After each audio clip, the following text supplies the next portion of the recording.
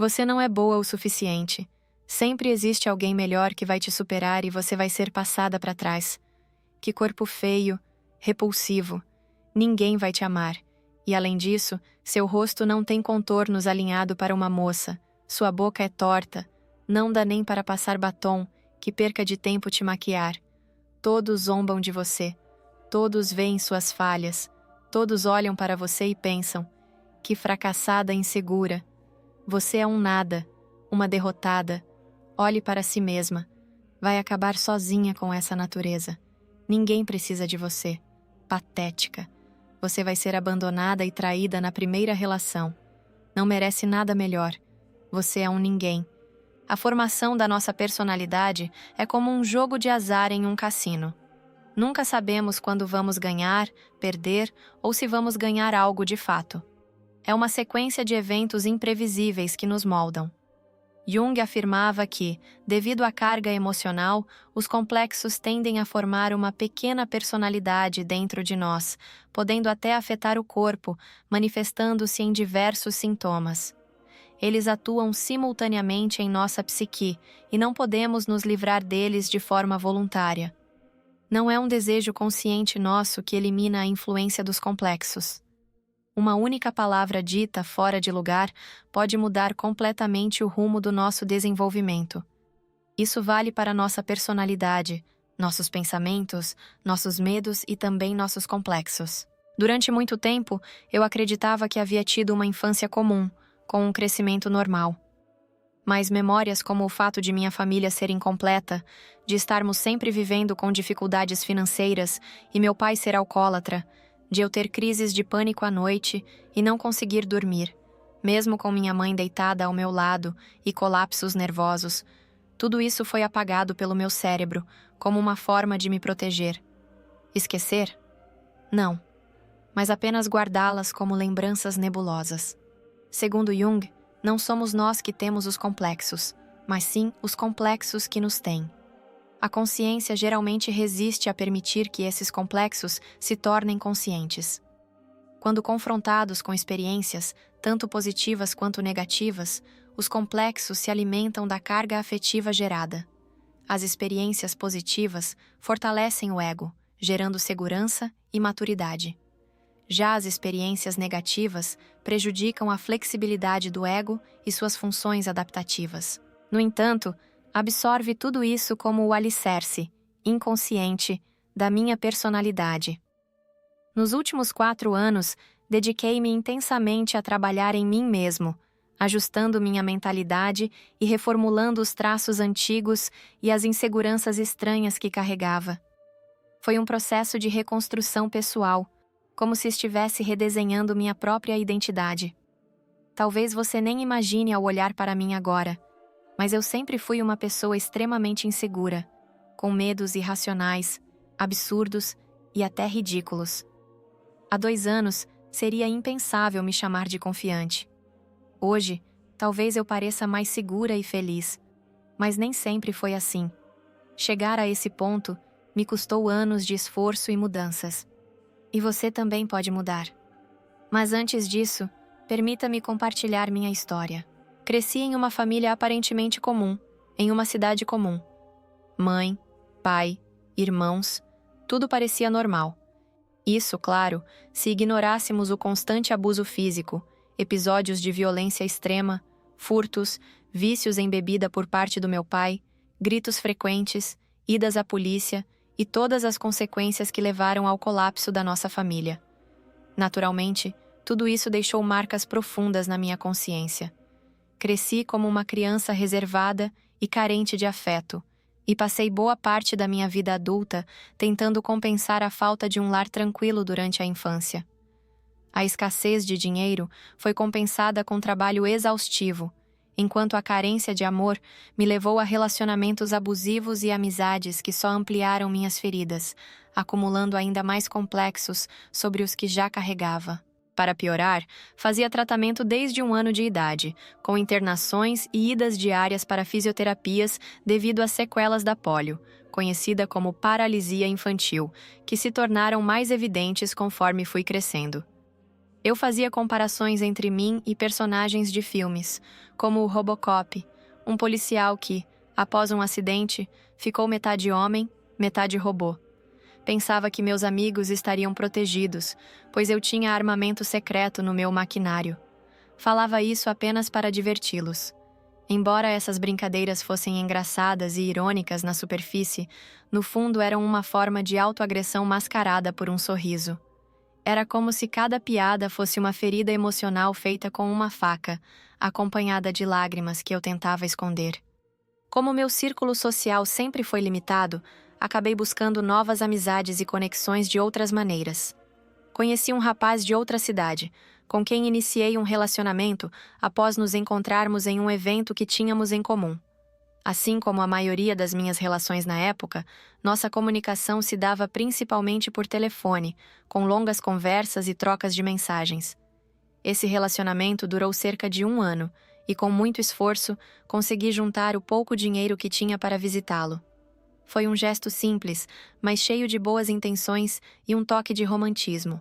No entanto, o relacionamento era marcado por brigas constantes, com frases como "você está exagerando" ou "isso é coisa da sua cabeça", que invalidavam meus sentimentos e sempre me colocavam como culpado. Além de mentiras e traições, tanto por parte dela quanto de pessoas que eu considerava amigos na época. Depois disso, meu círculo de amizades online se reduziu ainda mais, limitando-se a algumas poucas pessoas. Hoje, olhando para trás, percebo coisas que, na época, eu era incapaz de entender. Não compreendia meus próprios sentimentos, os medos que me paralisavam ou por que continuava repetindo os mesmos erros. Tudo parecia se agravar, e eu não sabia a origem de tudo aquilo ou o que realmente temia. Foi essa busca por respostas que me levou a começar um processo terapêutico. Por conta da minha natureza mais introspectiva, optei por fazer terapia online e terapias holísticas, algo que me parecia mais confortável, especialmente considerando a falta de bons profissionais na minha cidade. De tempos em tempos, fazia pausas para refletir sobre tudo o que havia aprendido, o que facilitava o entendimento da origem desses conteúdos ou quando sentia que as coisas estavam um pouco mais leves. Mas ainda havia muito trabalho a ser feito, então continuei. Os complexos, devido à sua carga emocional intensa, tendem a se defender, afastando-se ou dissociando-se de conteúdos dolorosos. É relevante entender qual complexo estamos lidando em um dado momento da vida, mas mais importante ainda é compreender o que o inconsciente tem a dizer sobre esses complexos. Esse foi um ponto de virada crucial na minha vida. Antes eu cometia erros repetidamente, me fechava em mim mesmo, acumulava complexos e crenças distorcidas. E depois, quando decidi procurar ajuda psicológica. O trabalho analítico junguiano, que envolve explorar mais profundamente as origens e as experiências que contribuíram para a formação dos complexos, é fundamental. Esse trabalho é intenso e envolve um estudo contínuo de nós mesmos. Ferramentas como a ampliação dos sonhos e a interpretação de experiências simbólicas são valiosas. Elas nos permitem acessar ideias e aspectos ocultos da psique inconsciente. Era como um efeito dominó acontecendo dentro da minha mente. Mas, ao buscar ajuda, esse movimento desacelerou. A principal lição que aprendi trabalhando com um psicólogo foi a importância de dialogar comigo mesmo, de falar e enxergar o que estava preso dentro de mim. Todas as nossas dificuldades estão em nossa mente, guardadas como se estivessem em um pote hermético. Quando abrimos esse pote, ou seja, quando começamos a falar abertamente sobre tudo o que nos aconteceu, conseguimos analisar o efeito dominó e identificar quando ele começou, quem ou o que desencadeou sua queda, em vez de continuar reprimindo tudo. Então, o que havia nesse pote? Meu primeiro complexo surgiu por conta dos padrões externos. Meu corpo era diferente do esperado. Quanto mais nos conhecemos e trabalhamos as questões emocionais e psicológicas, mais confiantes e assertivos nos tornamos. A autonomia também aumenta à medida que trazemos os conteúdos inconscientes para a consciência. Quando esses conteúdos estão mais próximos da consciência, menos energia inconsciente eles têm sobre nós. Isso significa que, ao integrar esses conteúdos, ficamos mais conscientes da sua influência, o que permite uma compreensão dos prejuízos que eles podem causar ao longo da vida. O complexo foi embora? Provavelmente não. Apesar das dificuldades, eu aprendi, ou melhor, ainda estou aprendendo, a aceitar minha particularidade como uma característica única entre os outros. Passei a praticar atividades físicas regularmente, embora o esforço necessário para disfarçar a deformidade seja muito maior. Ainda assim, a insatisfação com meu corpo e as experiências com pessoas que zombavam de mim alimentaram meu medo de interagir com desconhecidos. Lembro-me de como era difícil ficar sozinha. Eu temia sair para passear, participar de eventos ou até mesmo ir ao cinema sem a companhia de alguém próximo. Até tarefas simples, como jogar o lixo fora ou cortar o cabelo sozinha, eram desafiadoras, especialmente se meu cabelo não estivesse perfeito, algo que eu acreditava ser capaz de compensar as imperfeições do meu corpo. As relações escolares que vivi foram igualmente difíceis, marcadas por situações como traição e rejeição, que, embora comuns, me impactaram profundamente. Essas experiências deram início a um ciclo de traumas e inseguranças. Por um período, simplesmente existi, desconectada, sem memórias significativas desse tempo. E assim se passaram alguns anos, até que percebi que as coisas começaram a mudar. Envolvi-me em um novo relacionamento. No início, isso parecia uma nova chance, um segundo fôlego. No entanto, esse relacionamento repetiu os mesmos padrões de erros, agravados por perseguições, ameaças de antigos conhecidos e constantes mentiras. Quando finalmente saí dessa relação, fiquei meses tentando me recompor. Esse período da minha vida foi marcado por um retraimento emocional ainda maior. Tornei-me uma pessoa defensiva, cheia de espinhos, com medo de me abrir para os outros. As dificuldades familiares, incluindo as dívidas e cartas de cobrança deixadas por meu pai, que recaíam sobre mim, minha mãe e meus irmãos, aumentaram minha sensibilidade à injustiça e à calúnia, especialmente quando as pessoas julgavam minha infância como ideal, sem conhecer os verdadeiros desafios. Minha relação com minha mãe também se tornou tensa, principalmente em relação à educação e ao trabalho que comecei a desenvolver.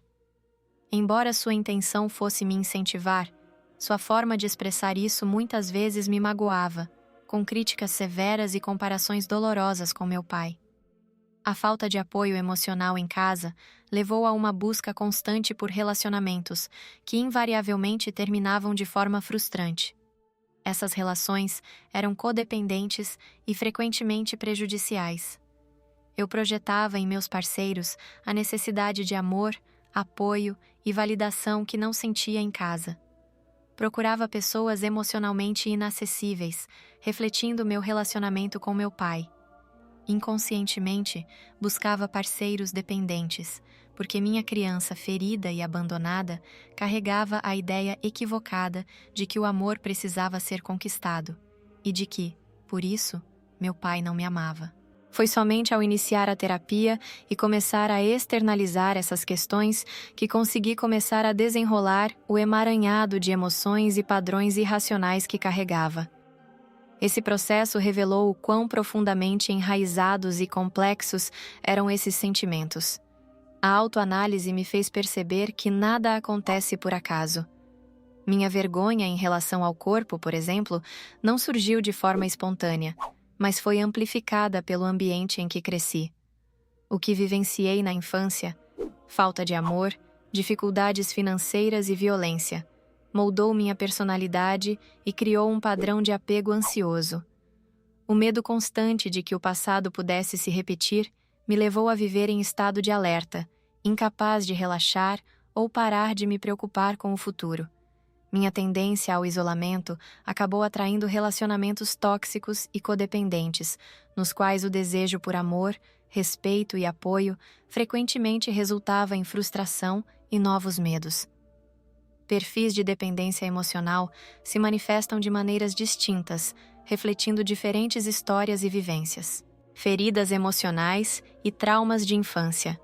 Cada perfil possui comportamentos e máscaras específicas que ajudam a você se proteger, mas também revelam suas inseguranças, medos e desafios internos. Síndrome da boazinha. A pessoa com esse perfil tem uma tendência a agradar os outros, evitando conflitos e adotando uma postura submissa para evitar a rejeição. A ferida emocional está relacionada à rejeição, originada de críticas constantes e falta de aceitação na infância. Essa pessoa sente-se inadequada, buscando incessantemente a aprovação externa. Sua máscara é a submissão, caracterizada por comportamentos de agradar excessivamente, dificuldade de dizer não e a necessidade de ser aceita. Síndrome da autorrealizadora. Aqui, o comportamento é voltado para a busca da perfeição e realização extrema, como forma de provar seu valor e evitar a humilhação.